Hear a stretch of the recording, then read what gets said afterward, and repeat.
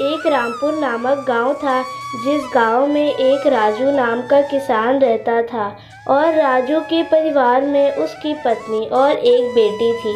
राजू बहुत ही गरीब था। यह रोज खेत में मेहनत करता था और ज़िंदगी गुजारता था। लेकिन एक दिन उसकी पत्नी का तबीयत बहुत बिगड़ जाता है और फिर राजू अपना खेत एक सेठ को बेच देता है।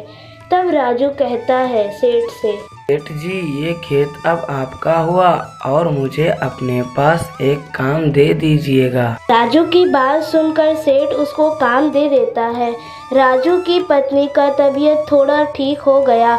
तब पत्नी कहती है राजू से, जी कल से मैं सोच रही हूँ कि मैं भी मालिक के यहाँ काम करूँ। लेकिन राजू मना कर देता है। फिर भी राजू की पत्नी नहीं मानती है और वह काम पर जाने लगती है।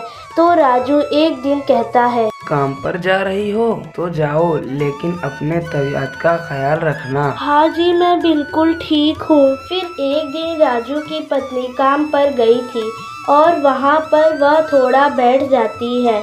काम करते करते थक कर तभी सेठ आकर कहता है, अरे उठो, क्या मैं तुम्हें यहाँ आराम करने का पैसा देता हूँ? सेठ उस पर बहुत चिल्लाता है, लेकिन वह कहती है, नहीं मालिक, मुझे माफ कर दीजिए, थोड़ा सा मैं थक गई थी इसीलिए मैं बैठ गई, आगे से ऐसा नहीं होगा। फिर वह घर आ जाती है, लेकिन उस समय ठंड बढ़ रही थी। ठंड और भी धीरे धीरे ज्यादा लगने लगी थी और राजू की पत्नी का तबीयत फिर खराब होने लगता है।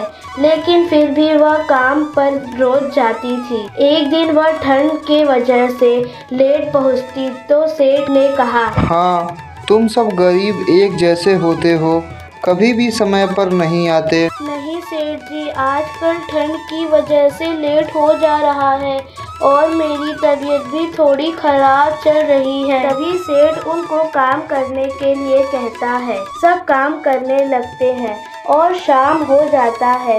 सब घर चले जाते हैं। तभी राजू कहता है, क्या हुआ भाग्यवान, तुम्हारा शरीर क्यों गर्म है? कहीं तुम्हें बुखार तो नहीं हुआ? हाँ, शायद थोड़ा सा हुआ है। तुम आराम करो, अभी मैं हकीम को बुलाकर लाता हूँ। राजू दौड़े दौड़े जाता है। तभी बारिश होने लगती है और राजू भीगते हुए हकीम के घर जाता है। लेकिन हकीम कुछ काम से शहर गया था। तब वह निराश होकर वहाँ वापस लौट आता है। तब पत्नी कहती है, क्या हुआ, हकीम आ रहे हैं या नहीं? नहीं भाग्यवान, हकीम शहर गए हुए हैं किसी काम से। तभी पत्नी की सांसें बढ़ने लगती है और राजू परेशान हो जाता है। अरे भाग्यवान, तुम्हें क्या हुआ?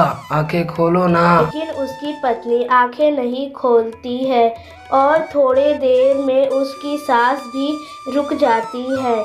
तब राजू रोने लगता है और उसकी पत्नी का देहांत हो जाता है। अगले दिन गांव वाले यह फैसला करते हैं कि जो भी गरीब है उसे कंबल फ्री में दिया जाएगा और एक हमेशा गांव में हकीम होगा।